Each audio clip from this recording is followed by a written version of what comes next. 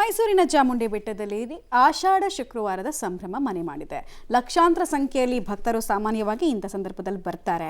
ಯಾಕಂದರೆ ಆಷಾಢ ಶುಕ್ರವಾರ ಅಂತ ಹೇಳಿದ್ರೆ ಬಹಳ ಪವಿತ್ರವಾದ ಮಹತ್ವವಾದಂತಹ ದಿನ. ಆಧ್ಯಾತ್ಮಿಕವಾಗಿ ಕೂಡ ಚಾಮುಂಡಿ ಬೆಟ್ಟಕ್ಕೆ ಭಕ್ತ ಸಾಗರ ಹರಿದು ಬರ್ತಾ ಇದೆ.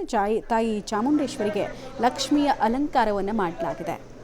ಮುಂಜಾನೆಯಿಂದ ಸರತಿ ಸಾಲಲ್ಲಿ ನಿಂತು ದರ್ಶನವನ್ನು ಭಕ್ತಾದಿಗಳು ಪಡಿತಾ ಇದ್ದಾರೆ. ಲಕ್ಷಕ್ಕೂ ಅಧಿಕ ಸಂಖ್ಯೆಯಲ್ಲಿ ಭಕ್ತರು ಬರುವ ನಿರೀಕ್ಷೆ ಇದೆ.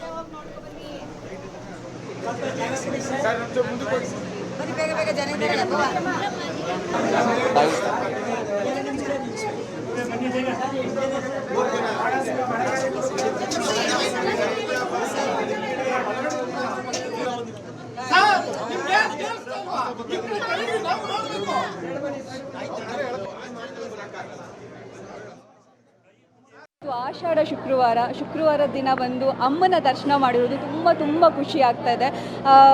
ದೇವ್ರ ಮುಂದೆ ಕೂತ್ಕೊಂಡು ಅಮ್ಮನ ನೋಡೋದು ಒಂಥರ ಒಂದು ಸೌಭಾಗ್ಯ ಅಂತಲೇ ಹೇಳ್ಬೋದು.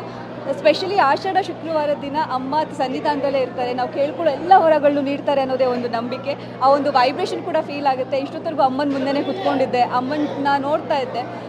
ಏನು ಕೇಳ್ಕೋಬೇಕು ಗೊತ್ತಾಗಲ್ಲ ದೇವ್ರ ಮುಂದೆ ಇದ್ದಾಗ. ಅಮ್ಮ ನೀನು ತೋರಿಸೋ ದಾರಿಲಿ ನಡೀತೀನಿ ಅನ್ನೋದಷ್ಟೇ ನಮ್ಮ ನಂಬಿಕೆ ಆಗಿರುತ್ತೆ. ಆ್ಯಂಡ್ ಇಷ್ಟೊಂದು ಜನ ನೋಡಿದಾಗ ಅಮ್ಮ ಎಷ್ಟು ಪವರ್ಫುಲ್ ಅನ್ನೋದು ಎಲ್ರಿಗೂ ಗೊತ್ತು. ಜಗನ್ಮಾತೆ. ಆಷಾಢ ಶುಕ್ರವಾರ ಒಂದು ವಿಶೇಷವಾದ ದಿನ. ಇವತ್ತು ನನಗೆ ಒಂದು ಬ್ಯೂಟಿಫುಲ್ ದರ್ಶನ ಕೊಟ್ಟಿರೋದು. ನಾನಿಲ್ಲಿಗೆ ಚಿಕ್ಕ ವಯಸ್ಸಿಂದನೂ ಬರ್ತೀನಿ. ಬಿಕಾಸ್ ನನಗೆ ತುಂಬ ಇಷ್ಟ ದೇವತೆ ಚಾಮುಂಡೇಶ್ವರಿ, ನನಗೆ ತುಂಬ ಇಷ್ಟ ದೇವತೆ.